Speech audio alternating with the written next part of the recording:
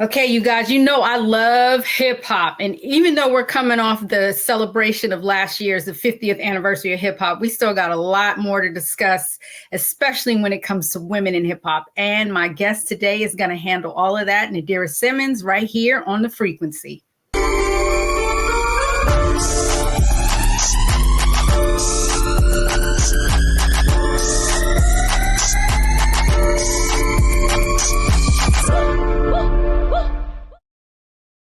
What's happening, y'all? And welcome to another episode of The Frequency. I'm your host, Dee Barnes. Now, like I was telling you, you know how much I love hip hop, and we have to talk about women in hip hop. My guest today is writer and founder of the Gumbo, a space that she created for women who love hip hop. And she's also the author of a new book, First Things First, which is all about women in hip hop and the ladies who changed the game. Yes, Nadirah Simmons, welcome to The Frequency, sister. Hey, how are you? I am great. How are you? I'm doing well. I'm so excited to be here. You know, there's a chapter about you in the book because you are one of those ladies who changed the game. Yes. Oh my God, I'm so honored. I'm so honored. But first, we're gonna back all the way up because I want the audience to know who you are because your resume is incredible.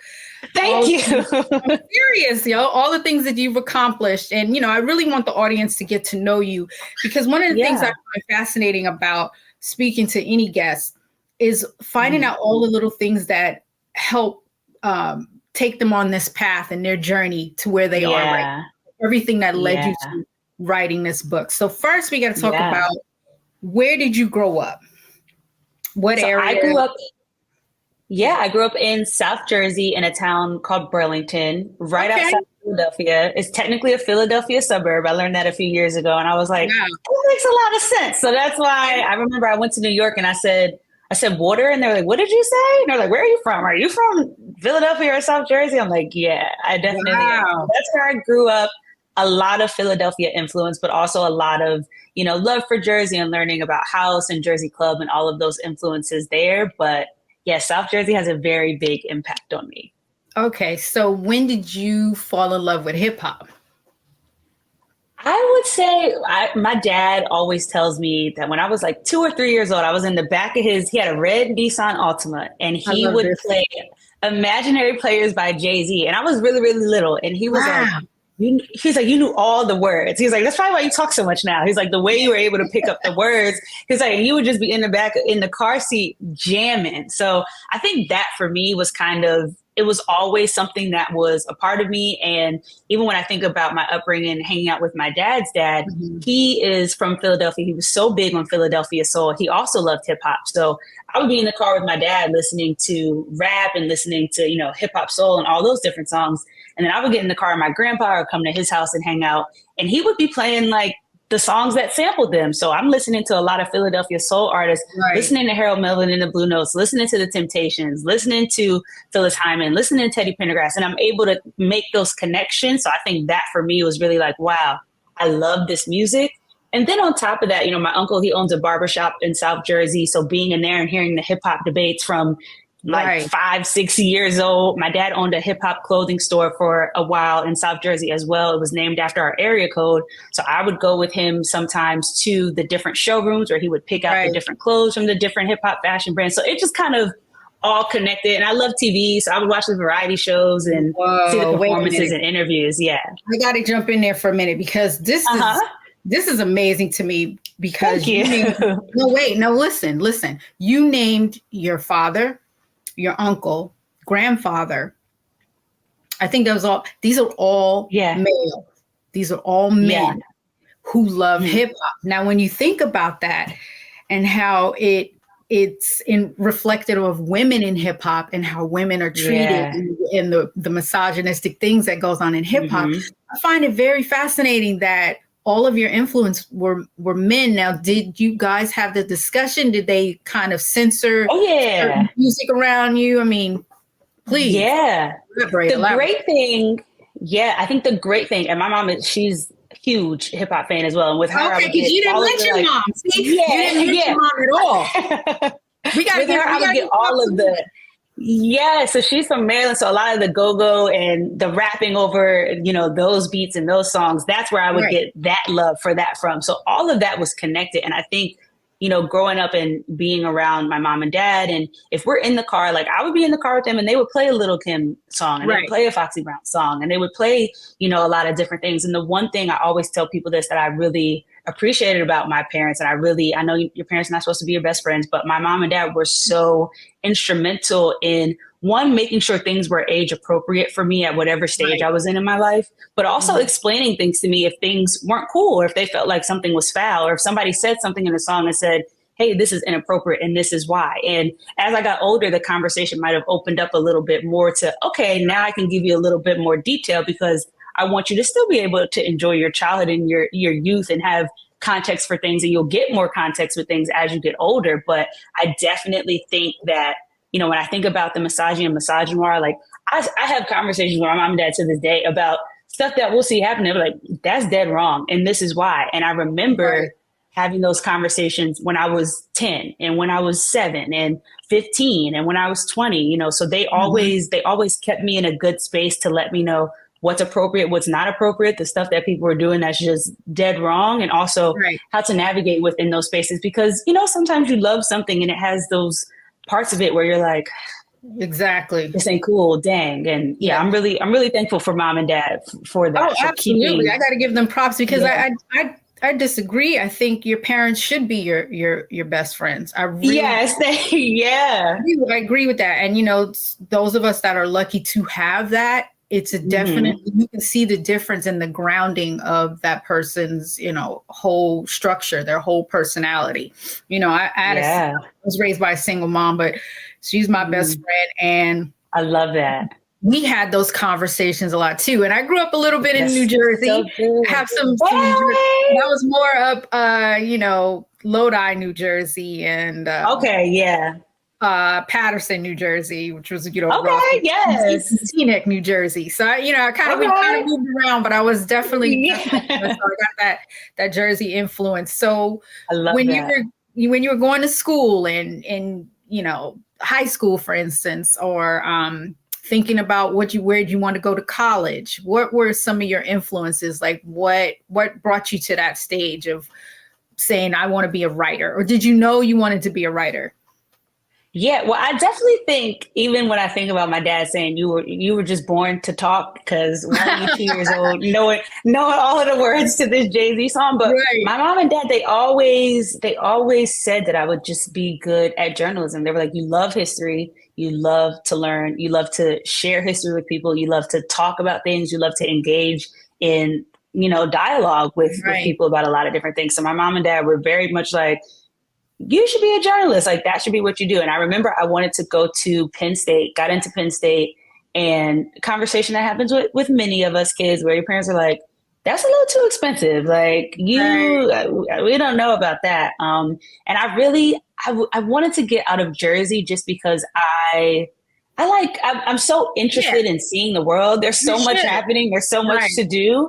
So I really wanted to get out of New Jersey, saw a few other schools in New Jersey because I knew I wasn't going to Penn State.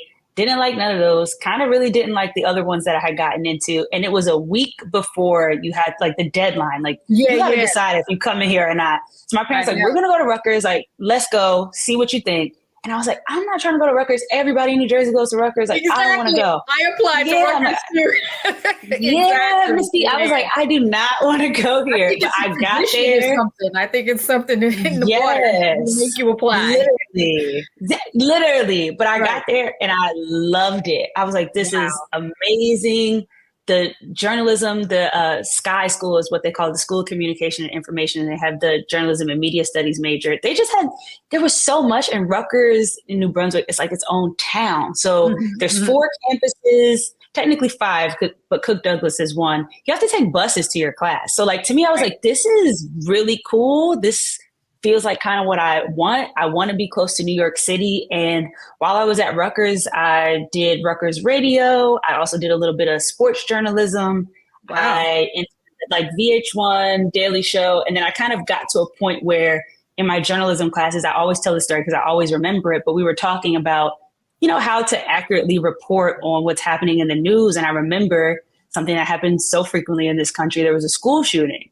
And I just remember thinking to myself, like, I can't talk about this in a way that does not allow me to express myself and express my emotions. I think, there's a place and it's important to be able to give the facts, but it's stuff that I feel so strongly about. I know I can't sit on the news and just be like, and this is what happened and this is what happened. So that for me, I was like, literally my mom and dad were like, well, you love hip hop, so why don't you, think about that? And I thought about it, dabbled it in a little bit as well, but I also just I love late night. I love TV. I grew up watching The Daily Show, got to intern there during Trevor Noah's first season. I know. I was like, wait a minute. You kind of like went by. I know. Daily Show, just drop Daily Show. You know what I mean? And then I know you went on to do with Stephen Colbert. So first,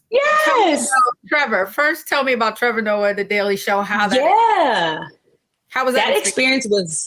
It was great. And I learned. Did this happen while you were in college, or did it happen after? Oh, wow. Okay. Yep. While I was in college. So that was my very last semester. That was my last internship. And I would just get up and get on the train at 7 a.m. from New Brunswick, go to New York. And I think it was 3 days a week that I was there. But I just learned so much about, one, I loved writing, and I saw how writing, obviously you have to write for a TV show. So I saw how the writing was so crucial for TV. I also love content creation, and I saw how they were doing their field pieces. And I also love interviewing people, like all the different things that I loved about the world and I love from about journalism. And obviously there's an entertainment element to it, but like, I thought that was cool. And that's what I wanted to do. So I got to really get like a crash course and like firsthand experience, really just seeing what was happening. And then when I, started at Colbert.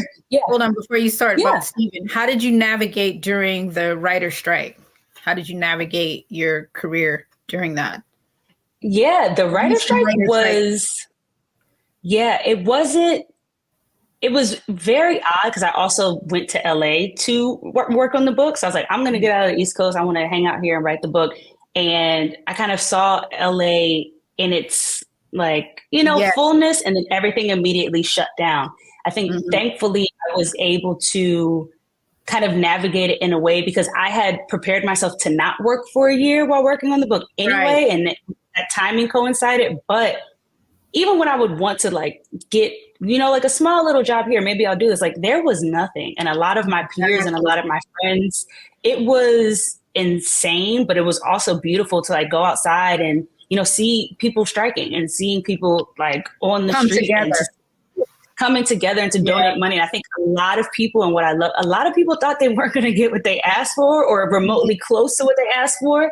And I think that's just something, even when I think about hip hop and musicians, is like, they'll really ask for what you want. And if you stick together and you go hard and you don't let up, like you can really get there. There's power in numbers and power in community. So it was very disheartening to see. And I don't think it should have gone as long as it did, but nonetheless, it was something that is going to have a lasting impact for a lot of writers and actors. And we're seeing other guilds and other entities strike too. And I think we need that. We need that, definitely. Listen, we're going to take a quick break. When we come back, I want to talk to you more about, journalists right now, what they're facing, because there seems to be layoffs, happening everywhere. And what advice you would give to, journalists coming up after the break on The Frequency, y'all.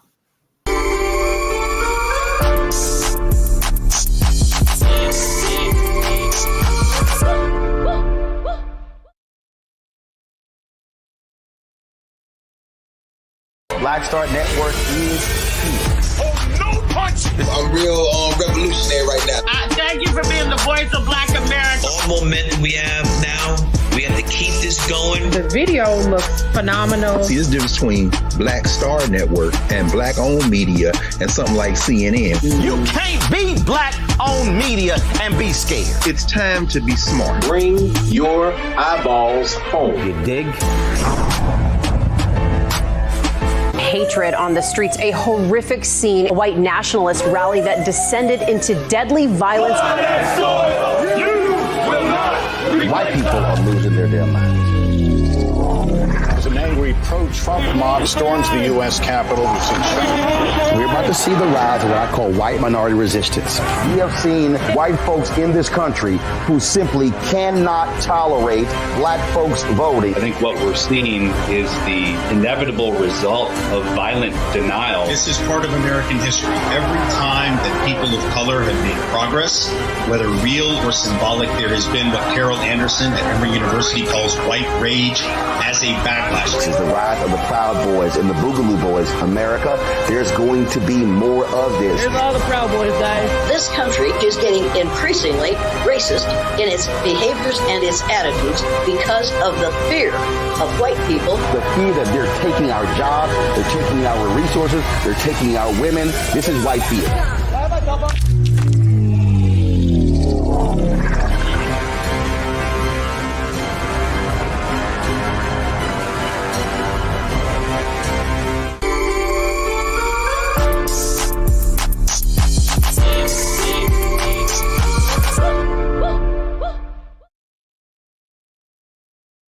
Welcome back to The Frequency. I'm your host, Dee Barnes, and my guest, Nadirah Simmons. Please join me, writer, digital content creator, journalist, author. I love it. I love having you intro. It sounds great. I love it. I mean, because it's all true.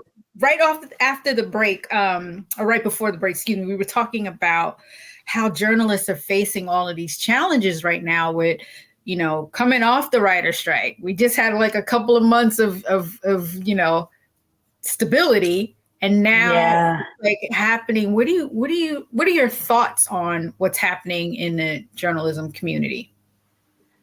I think it is it's so disheartening, and it's also very scary. Right. I remember when I kind of decided I didn't really want to do journalism full time. And one of the things that inspired me to start the Gumbo is because, I was seeing a lot of my friends in college and in school, and, they're great journalists, not just because they're my friends, but they're great journalists, they're great writers, they're great at interviews, and they're not getting jobs, and if they are getting jobs, particularly the Black women, they weren't getting paid. So I'm like, how are you doing a job and then, you know, you're not getting paid? I don't believe in that. I'm like, that's not cool. Like, we're not paying nobody. So that really was what inspired me to start the Gumbo. I saved a year of my late show checks to kind of make that a reality and really keep some sort of, you know, writing and journalism afloat. But I think, I don't know what these companies are thinking in their heads. Right. I'm sure it's a money play, and I'm sure they want to, just like we saw a few years ago, we want to pivot to digital. We want to do podcasts. We want to do this. But journalism is so, so, so important. Mm-hmm. And to lose the ability for someone to go somewhere and read about what's happening. And I always think about accessibility. So I'm like, if somebody can't listen to a podcast or watch a show or consume media in a certain way, right, how are they going to be able to learn about something? And I also feel like there's a lot of money out here. So y'all, like, they have the money to keep these entities afloat. They're just choosing not to. And, you know, they want to move into a different direction. But to see like Pitchfork get absorbed by a bigger entity, to see Sports Illustrated just be completely like you're laying off the whole staff. And it's been happening for a very long time. But I feel like in the past year, like every time I open my Twitter or open my Instagram or LinkedIn, I'm seeing, hey, y'all, here's my email. I was just laid off. You know, let me know. I think the LA Times just laid off a bunch of people yesterday, too. Yeah, they had to walk out. Like, it is. Mm-hmm. Yeah, like it is really disheartening. Yeah. And it really made me to realize that you also have to have multiple ways to have income, especially as a journalist. You have to have those different platforms. And speaking of platforms, I want to first start off and say thank you for creating that space. The space that I'm talking about is the Gumbo. So we're going to have the gumbo.net up on the screen. But basically, the Gumbo, you created this, you founded it, and you're maintaining it and created it like a safe space for, you know, for Black women to, you know, who love hip hop. And also, like you said, as a networking platform for other journalists, women journalists to, you know, maybe get their work out there. Yeah. Right? Yeah. Yep. Exactly. And so you mentioned like you saved your late night checks for this. Can you kind of whiz by that too? So after the Daily Show, you went on to The Late Show with Stephen Colbert. Yes. Unbelievable. I know, it's really crazy. Give me your flowers. I got to give you your props. I mean, I don't know if you've been getting them, but I'm giving them to you today. So thank you. So you're welcome. Tell me about that. Tell me about that experience, because, you know, working on a late night show, it's interesting. Yes, it was.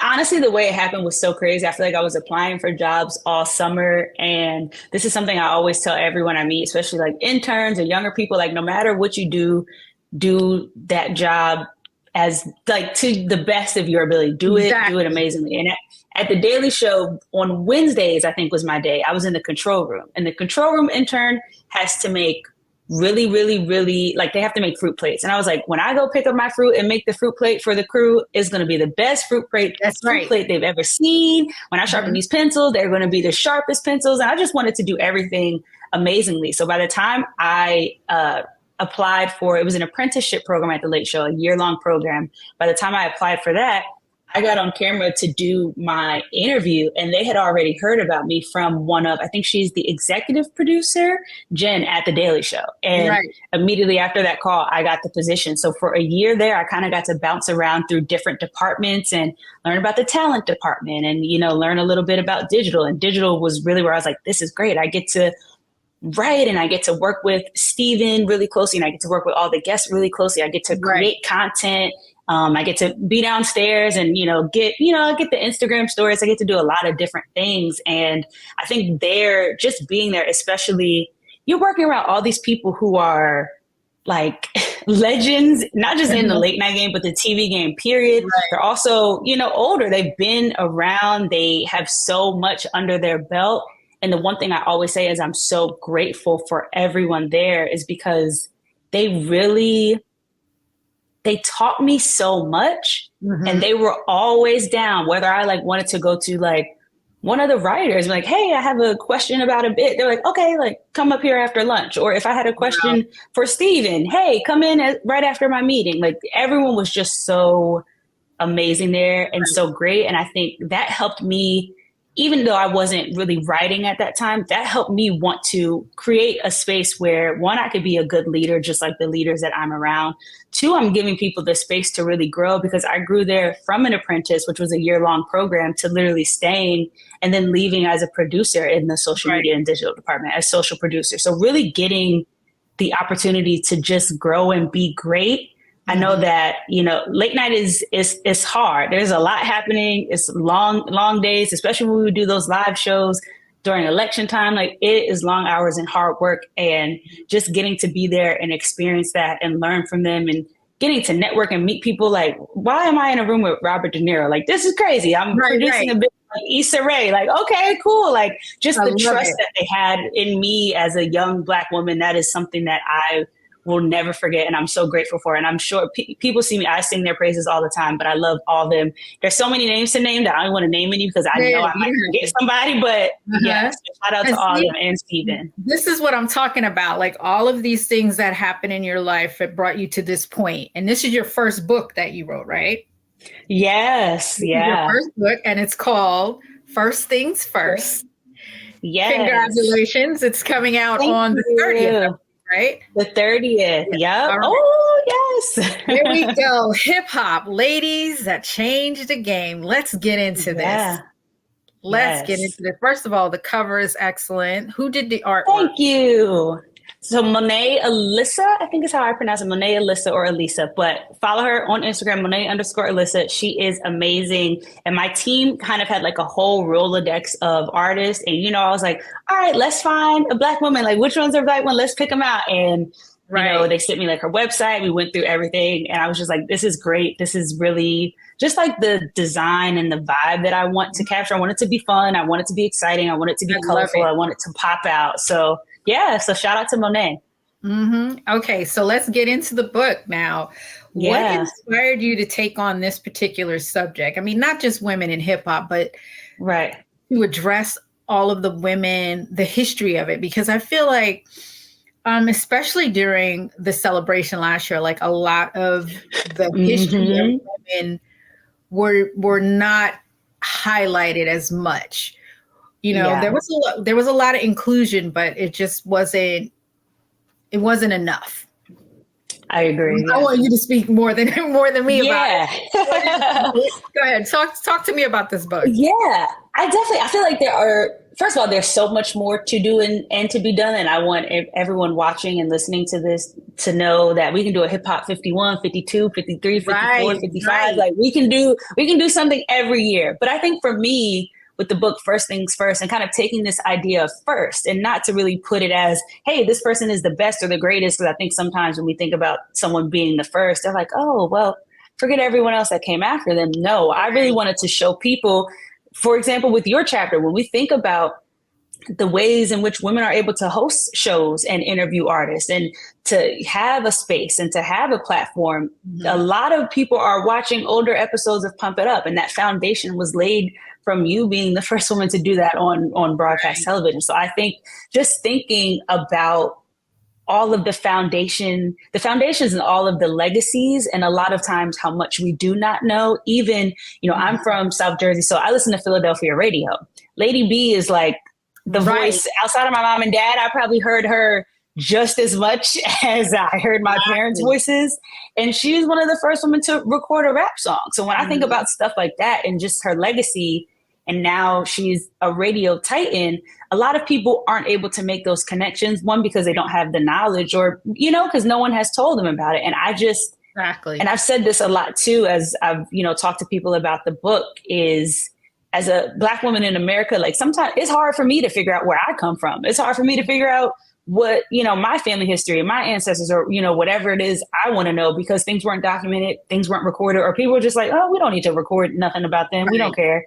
And I think, that happens so often within hip hop, especially when it comes to Black women in hip hop, is things aren't being recorded. And if a woman didn't, you know, lay down a track, then should she be forgotten? No, especially because so many of these women are still here and still alive. Like, let's really make sure we are highlighting them. And I really wanted to do that with this book, is just kind of set the foundation for when you think about film, when you think about TV, when you think about journalism, when you think about the music, when you think about the Grammys, when you think about all these things, I want y'all to know the foundation for what we have today.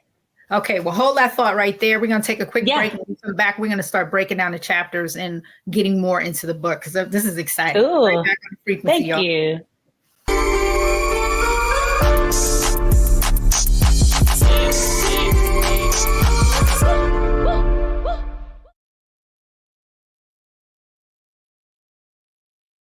When you talk about blackness and what happens in black culture, we're about covering these things that matter to us, speaking to our issues and concerns. This is a genuine people-powered movement. A lot of stuff that we're not getting, you get it, and you spread the word. We wish to plead our own cause. Too long have others spoken for us. We cannot tell our own story if we can't pay for it. This is about covering us. Invest in black-owned media. Your dollars matter. We don't have to keep asking them to cover our stuff. So please support us in what we do, folks. We want to hit 2,000 people, $50 this month, raise $100,000. We're behind 100,000, so we want to hit that. Y'all money makes this possible. Check some money orders. Go to P.O. Box 57196, Washington, D.C. 20037-0196. The Cash App is $RM Unfiltered. PayPal is R Martin Unfiltered. Venmo is RM Unfiltered. Zelle is Roland at RolandSMartin.com. Black Star Network is here. Oh, no punch! I'm real revolutionary right now. Thank you for being the voice of Black America. All momentum we have now, we have to keep this going. The video looks phenomenal. See, there's a difference between Black Star Network and black-owned media and something like CNN. You can't be black-owned media and be scared. It's time to be smart. Bring your eyeballs home. You dig?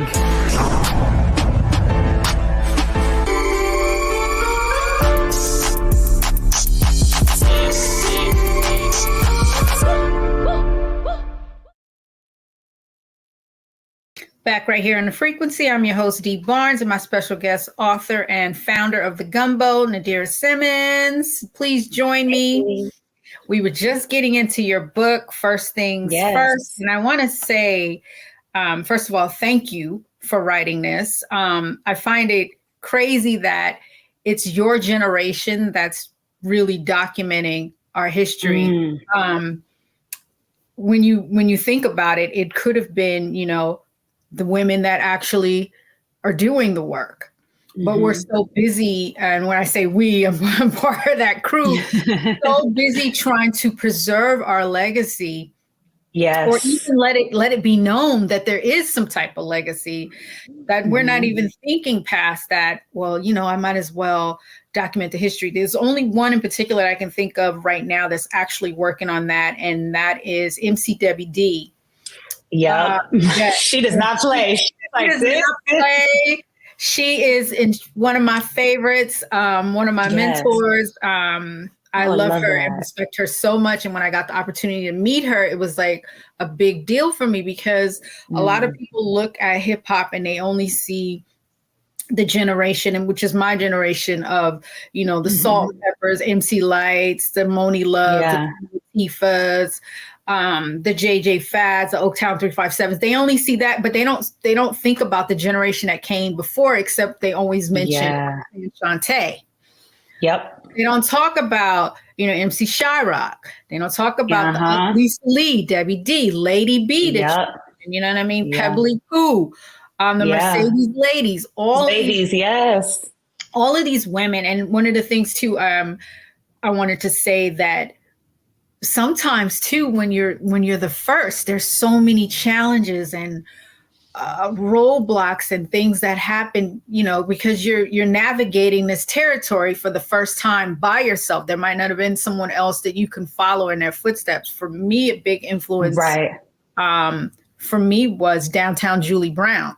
Yeah, she's mentioned in the book. Yes, and I'm so happy about that. And I would watch her and see how carefree she was, and just like so comfortable in her skin, so cozy. Yes. It inspired, you know what I'm saying? It inspired me to feel that way too about doing that show for the first time, because I didn't have a woman that I could look to besides her, right? That was, focused on hip hop. So now we have to get into, what you were saying about pointing out all of these different women in different meanings. So let's see the book again, please. We can see the book again. Let's break down some of the chapters, please. Yes. Go ahead. So we go, oh my gosh, and I have it right in front of me just because I don't have my hard copy yet. I love it. Yeah, I know. I got to make sure one gets here. Right. So we start the book with the beginning. So we go from Cindy Campbell to Millie Jackson to the first rap records that were recorded. The ladies You mentioned Cindy, but go ahead and explain to the audience. Yes. Cindy Campbell planned and promoted that first official hip hop party. I say official because there's a lot of discussion around, hip hop was prior to 1973. And yes, people did rap before that and a whole lot of stuff. Yes. But when we celebrate that anniversary, we go to 1973, we go to August, we go to that party. So I wanted to highlight Cindy. She's been getting a lot more love and people are really knowing about the story now. Yes, which I think is amazing. But I'm like, I'm not going to write this book and not kick it off with her and document her. I love that you did that, because that's one of my things that I say all the time too. We talk about, DJ Kool Herc, much respect to him, but his sister. Yep. That's usually the title. So I love that. Go ahead. I love that you broke it down. Yes. So we go from Light to MC Trouble. We do interludes, which the interludes are some of my favorite parts of the book. MC Trouble. Yes. You're gonna make me. I watched the video. That's my little sis. We were so cool, and losing her was devastating. One of the earlier ones of women that we lost in hip hop. Right. I was thinking of Miss Melody too. Yes, her too. Like those were the two big ones that we lost early in hip hop. Yeah, and her chapter was sad one to write, and I watched a lot of footage of y'all two together too, which just made me very happy. Yeah, so definitely shout out to her. I'm so glad. So we go to Courtney Sloan. Courtney Sloan's an interior designer. I'm not sure if a lot of people know about her, but I discovered her through research. And she designed the Vibe offices. She designed a lot of offices for music execs. She went to Rutgers, and I was like, this is really cool, and a person that you probably wouldn't know about. She also designed Queen Latifah's first home. Once Queen Latifah got her crib, she was like, I want you. I used to come to your showroom in Jersey City to hook me up, make my furniture. I was like, this is a cool person. Like, I'm going to put her in here. Yeah, so we talk about Wild Style, the ladies in and around that first hip hop movie. One of my favorite chapters, the next one, is Roxanne Shante. I know she's the subject of the first widely released biopic about a woman rapper, but then I use the second half of the chapter to talk about all the other women rappers that we need biopics on. Now, obviously, I could have written that for days, so there are still more, but I highlight the Mercedes ladies, a lot of the women we just talked about, and just trying to get their stories out there. So you're right after that, chapter 10, Dee Barnes. It's so surreal to be talking to you about that and like thinking about me in a book. And I really want to thank you too for highlighting, it changes the narrative, you know what I mean? Yes. Of having that, you talking about the show as opposed to talking about the incident, because everyone wants to bring up the incident and they forget about the history of the show. And that's so unfortunate. And I think that's something that happens to women a lot. So thank you for correcting that and pushing it out there. It was the first broadcast hip hop show on a network station. It was an early show, an early network with Fox. This is back in the days before, right before Living Color came out on that Fox lot. I used to finish Pump It Up and then run to, the Living Color set and hang out with Rosie. And, she's in the book too. Yes, and Rosie, she should be in there. And I'm on the set and watch the Fly Girls get down, and the DJs and have the guests on. It was even sometimes too, some of the guests crossed from Pump It Up over to In Living Color performing, so it was perfect. You know what I mean? So I just felt, and even just for you, just thinking about you, and there are other chapters where there are certain things to address, but I'm like, I'm not gonna lead Miss D's chapter with it. Like, she has done so much, and your history and your work is so important. And I wanted that to be, this is what we are talking about. Thank you. I am so honored. So, I'm so honored. Yes. There's so many women in there. Please name some more. I know yes. So we have Big Les after that. Then we have Heather B, Sophie Bramley, Queen Latifah, Megan Thee Stallion, Eve, April Walker, Lil' Kim, Misa Hilton, ESG, Mary J. Blige, Missy Elliott, Gangsta Boo, Trina, Nicki Minaj, Danielle Smith, Honey Magazine. I talked to the founders of Honey Magazine. I still have a couple of my Honey magazines. Yes. Dizzy, I would like to see some. I will share some with you for sure. Go ahead. Yes. You're just really taking me there. Like, yes. In it. I love it. Then we have Angie Martinez, Foxy Brown, Salt and Pepper, Da Brat, Miss Lauryn Hill, and Cardi B. And I just want to say, in the middle of all of these chapters, there are games, or also different asides where I mention different women. So at the end of the Big Les chapter, I do a whole breakdown of all of the Black women hip hop choreographers that you should know. So there are a whole bunch of names in there that even if you don't see them in a chapter, just read the book. Like they are definitely Mia X. There are so many people in there. What's the game you're talking about? So there are how many games? I think are we going to get cards? We need to get cards now, like from your book. I know. I thought about that. Yeah. Okay. That's on my list of things after we get the 30th out the way. But I wanted to do. I think one of the things I struggled with a lot with the book was trying to get every single detail in there. And I told so many people this. I'm like, yo, like my editor, he really calmed me down, because when you're documenting the history, sometimes you feel like I got to get everything and I got to be as up to date. And my editor was like, Nadirah, at some point you are going to turn in the manuscript, which I turned in July of last year. Right. And he was like, and something could happen the day after. And he was like, news can break, records could be broken, things could be said about a certain person. He was like, and you have to be comfortable with that. And you got to be able to just live with that and create the thing. So once I was able to get to that point, I felt like I was able to just like write and be free flowing, and then also kind of get the information in there that did you do all the research yourself? Did you do all the research yourself? Wow. Yes. So journalist skills coming in. Yes. And that was a lot. I was in the library every day for like the first 6 months. What was your goal with the book? What was the whole reason you wanted to do it? I wanted there to be a place where someone could have an archive of information. And I think a lot of those exist.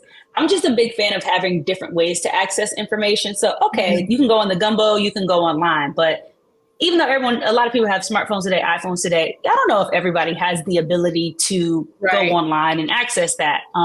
Library cards are relatively easy to get. So, hey, maybe you can go to your local library and check out First Things First to read. I just wanted there, especially when I think about Hip Hop 50, and, I was writing the book during the second half of the book, I was writing during Hip Hop 50, and just seeing a lot of the celebrations and discussions and the talks. And I'm like, yo, like this is one, the things that are happening there are great. Of course, I feel like there could be more, but I'm like, what happens when I leave this event? Where can I go get this information? Where can I find this? And I just wanted to contribute, not necessarily to Hip Hop 50 because the book's not coming out during Hip Hop 50, but I wanted there to be a place where, hey, if you don't know about a Sophie Bramley and how she had MTV Raps prior to it being a thing over here in the United States of America, I would like you to know that. If you're not familiar with a Courtney Sloan, I think that is very interesting. And hey, there's so many ways and realms that hip hop touches. This is an interior designer and a woman who makes furniture, and she is so big in hip hop that she's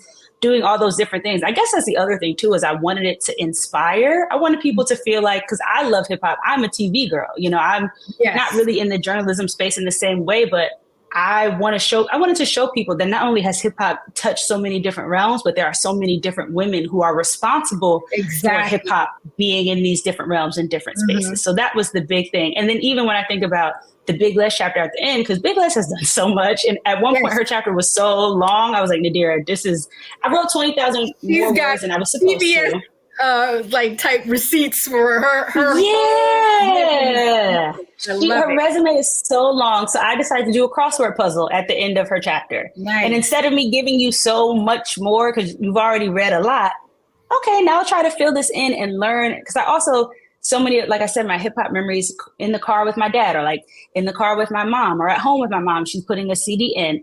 I can attach them to moments. So if you're filling a crossword puzzle and you see that Rhapsody now fills in a box, you're going to remember Rhapsody and Big Les in a different way than maybe if you were reading, you know, a long paragraph. So there are games in there that are really fun. You know what? I think it's so important to have this documented, this history documented, because there are a lot of women in hip hop now, this generation, the younger generation, who don't know whose shoulders they're standing on. No, exactly. You know what I mean? And I, you know, no disrespect, but they don't know the history of the genre that they're in. You know what I mean? Nope. And it's just like, that's mind-boggling to me. Like, how do you not know who came before you? You know what I mean? Yeah. And I think that's important. You got to know, you know.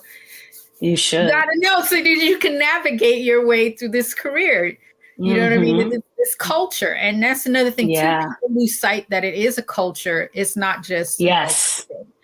You know, that's what I love that you covered, you know, the breakdancers, you've covered, you know, the choreographers, you covered, you know, the people that do the interior design. Like, these are things I didn't even think about. Photographers. I'm big on photography, and I women photographers that I covered that, you know, they covered hip hop, and they took like the iconic photos that you see and no one knows their names. You know what I mean? So I love that we have this reference now. I think it's important.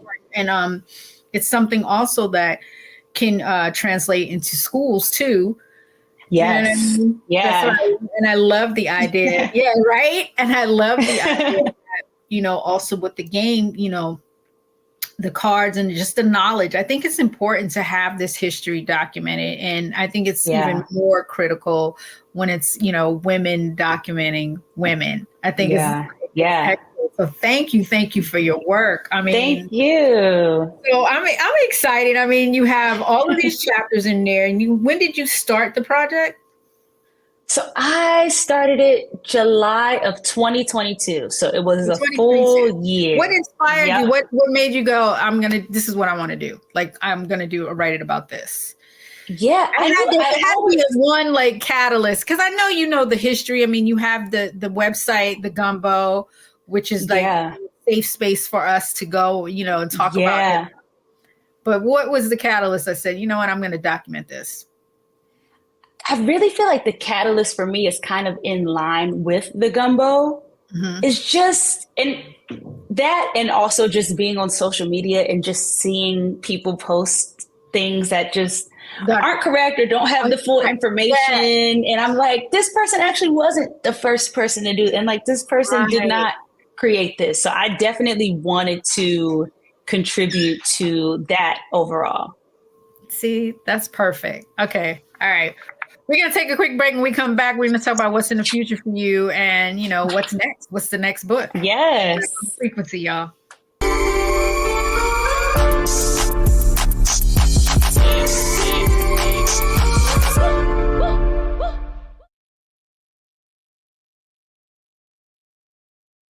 I'm Deborah Owens, America's Wealth Coach, and my new show, Get Wealthy, focuses on the things that your financial advisor and bank isn't telling you, but you absolutely need to know.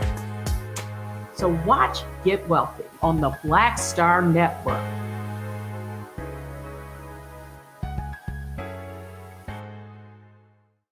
Black Star Network is here. I'm real revolutionary right now. Thank you for being the voice of Black America. All momentum we have now, we have to keep this going. The video looks phenomenal. See, there's a difference between Black Star Network and Black-owned media and something like CNN. You can't be Black-owned media and be scared. It's time to be smart. Bring your eyeballs home. You dig?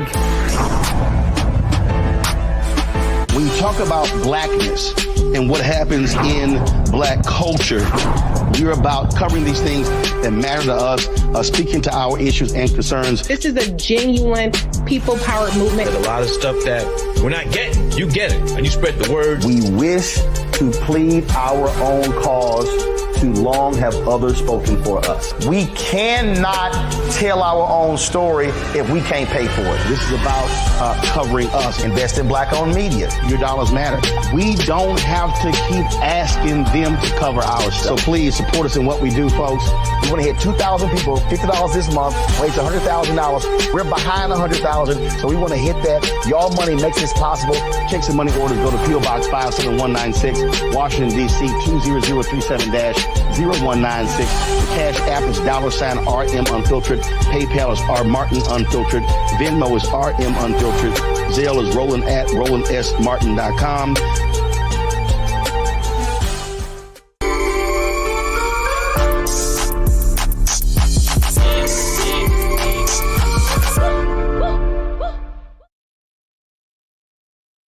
Back right here in the frequency with my guest Nadirah Simmons, author, of the new book, First Things First, Hip Hop Ladies That Changed the Game. I absolutely love it. Thank you. Thank you. I can't thank you enough for the work that you've done, especially creating, the Gumbo, that safe space for women who love hip hop. You know what I mean? Because there's plenty of discussions online about it.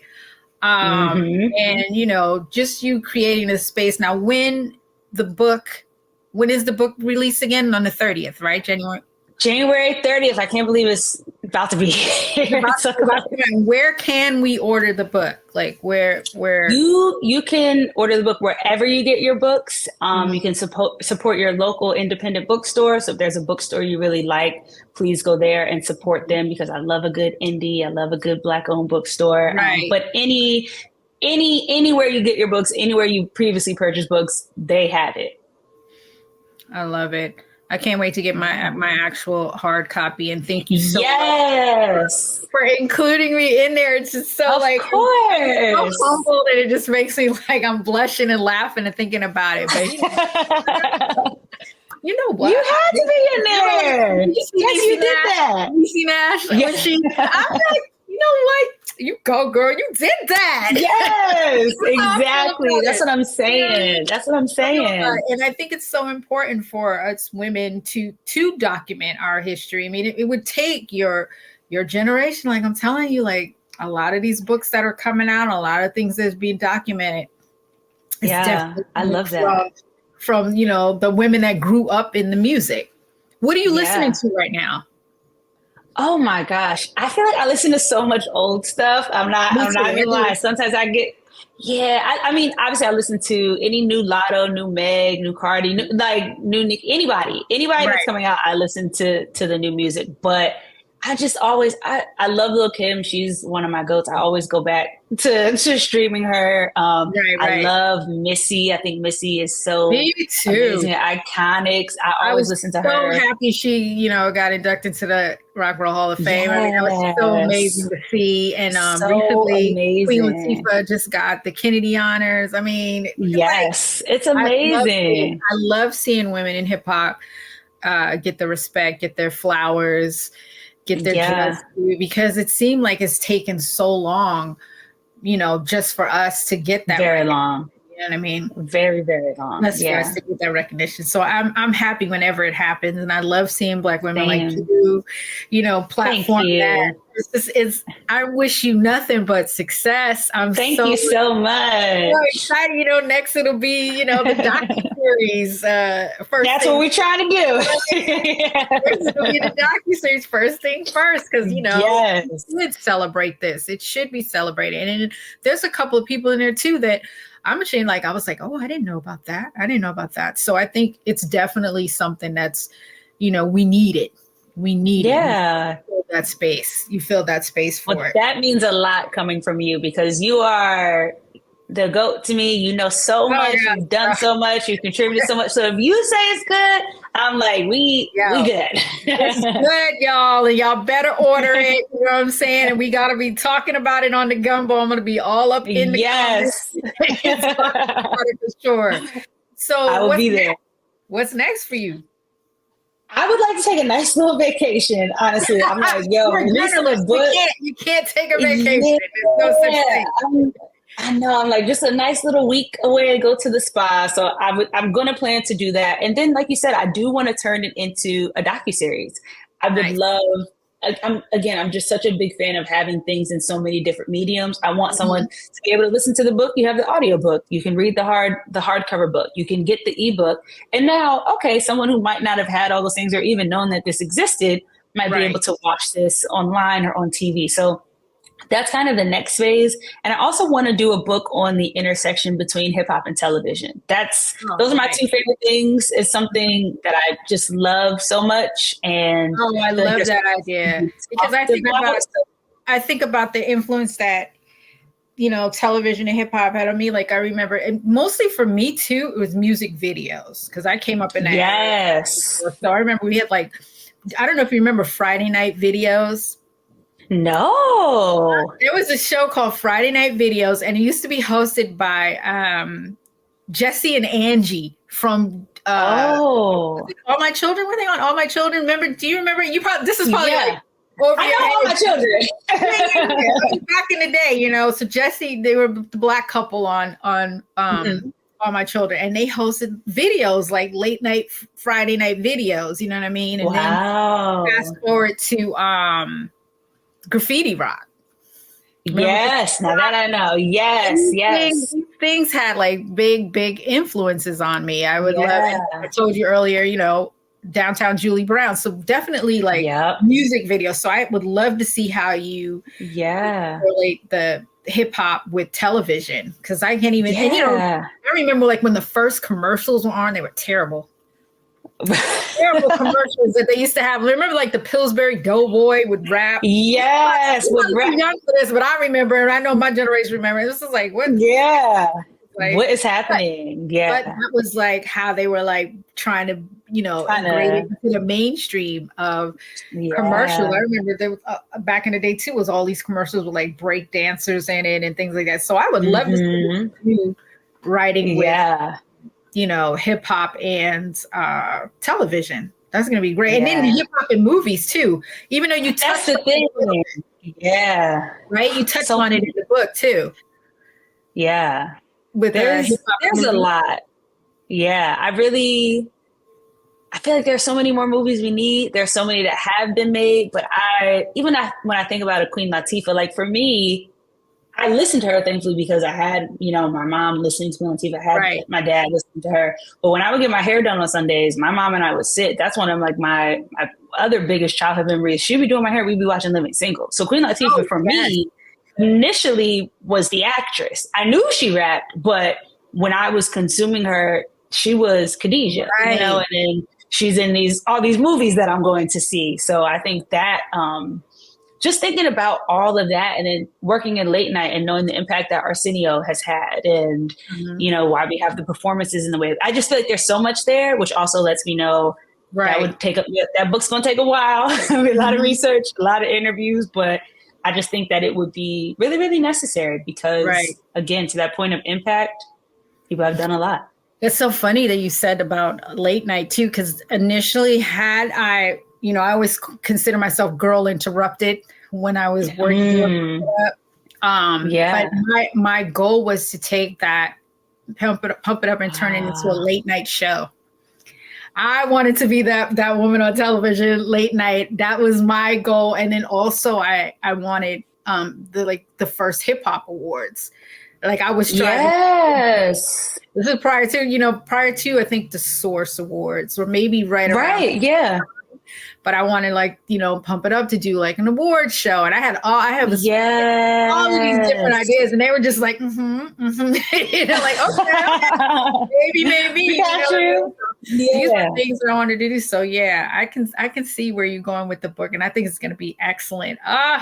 Thank you. I will hit you up when it's time, because you guys are like, however I can support, I'm there. I'm there for you. Thank you. And same to you, because, I want the Pump It Up doc book, whatever. The moment I said that in the book, I was like, whenever she does it, I'll be first in line. It's been a challenge. I don't know what made me do it, but I did document a lot of Pump It Up. I documented the 3 years I was there. Just, someone was holding the camera and they've got me, filming, and I have like over 100 tapes. Yeah. And, I've been pushing documentary, but it seems that I have to find balance between, even though I feel like the documentary Pump It Up could stand on its own, everybody wants the whole, they want the whole pie. They want to do. Yeah, they want the whole pie, not a slice. And I'm like, but this is more. But that's a pie too. Yeah. Exactly. I feel like that's more important than, this is like, that's just a chapter that happened where this is the whole book, but I'm getting there. So I definitely want to pull. We'll get it done. Yeah. It's going to get done. It's going to get done. Yeah. Oh, thank you, sister, for coming on. I just want to give you your virtual flowers. Thank you. Tell you how much I appreciate the work that you're doing, and thank you for creating this book and this safe space for us, the Gumbo. You guys, log on to the Gumbo. Okay, get in there, get in those comments, and definitely pick up the book. First things first. I love it. I'm loving this cover. Yes. Thank you. My hard copy. I want it autographed from you.